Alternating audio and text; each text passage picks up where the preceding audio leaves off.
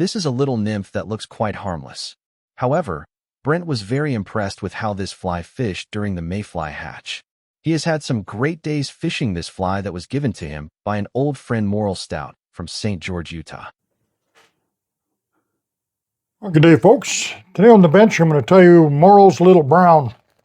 This is a fly that he actually, I can't remember the guy's name. He told me the guy that created this fly originally. But he showed me this fly and tied it for me. I've been fishing it for years, and it is a great little fly. So I'm going to be starting here. I've got a size 12 Temco 5262 in the vise here. I'm using some red 8/0 thread, and we're going to dress the shank. Now this is a really simple fly that catches a lot of fish. Now I'm going to be using, I'll go over these materials as we go along. The tail, I'm going to be using this as Cocktail Leon saddle here. Great dry fly tailing, but that's what he used, and it is good tying material, or tailing material I should say. So I'll take some off. The real sweet spot on this for dry flies is down in here, down the bottom, and I'm taking some of this up top because I just need a little shorter tail anyway, so that'll be just perfect. Get a nice little tail, pinch that on here on the side.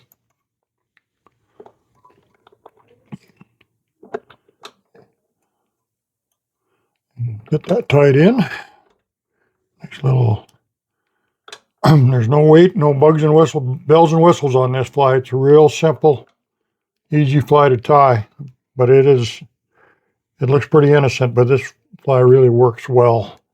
Now I'm going to tie, I'm getting a bunch ready for my box for the next summer here. I'll use either red wire, small wire, or copper.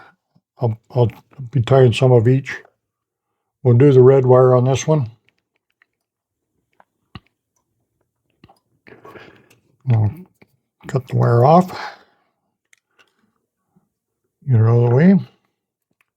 Put a half hitch in our vise here because I'm going to spin that on my Nor vise. Now, what was really critical is Morrills said, you need the right yarn. And he sent me a whole skein of this stuff. Look at this. I got a whole mitt full of it here. And he said, this color combination of this material, let me see if I can find the card. I thought I had the card in there. No, I don't. The number of that, I mean, it's kind of got a little bit of reddish tinge in it. So what we do, I'm just going to show this to you. Well, this is what Fly Fishing Pass It On is all about, is learning and spreading the word about some really good materials and also techniques and flies that we get shared, and people share them with us throughout our fly fishing experience. And Morrow was a good friend of mine, and we done a lot of fishing, had a lot of great times. I met him down in Colorado years ago. He was doing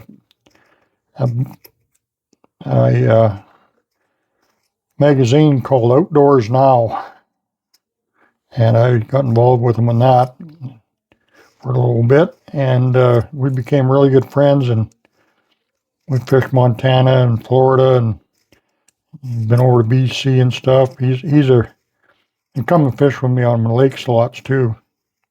Good angler. Never a dull moment when we had Morrill over in the camp.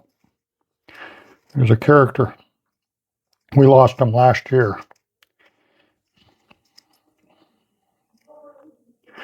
So we're chopping this yarn up really nice and fine. And this is a secret sauce. Like, he swears by it. The gentleman told him about it, and he said, we've tried other dubbings and it doesn't work. That something in that yarn, and I've used rug yarn years ago when they used to have those little rug hook and stuff. And I made a lot of yarn out of that too, and it was good. But we get a really nice blend, and there's a great color combination there. I hope you can see it. It's kind of it's quite a, resembles, natural pheasant tail, I would say. But I have had days where this fly you'll be taking him one after another. He won't believe it. He was tying up lots of them for these guys over at Henry's Fork and different places. So we're just gonna, that's how you make your dubbing. So sometimes you'll see some strange materials. That's what it all starts. That's what it all comes out to be. This dubbing is all chopped and blended for us. So I've got my dubbing on the thread. You want to chop pretty small because you can see what's happening here. And really nice buggy little body going on. A little of that red thread picks out, that's fine. I'm going to get a little bit of a taper up in the front.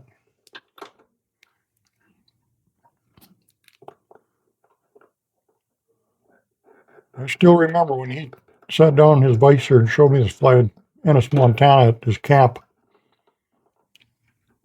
And he said, you got to learn how to tie this fly. And he said, it's pretty good. Yeah, well, he was right. It doesn't look like much, but I tied some, like he told me. My goodness sakes. Yet, surprises come in small packages. We spent a lot of time putting bells and whistles on flies and tricking them all out. Now here we're going to be using just some red or some brown super saddle here, nice short hackle off the collar here, or off the hackle in the front of this fly. And this is it. It's going to be such a, you're going to wonder what, a couple of turns of that, you got lots. Cut that off. Just pull it back.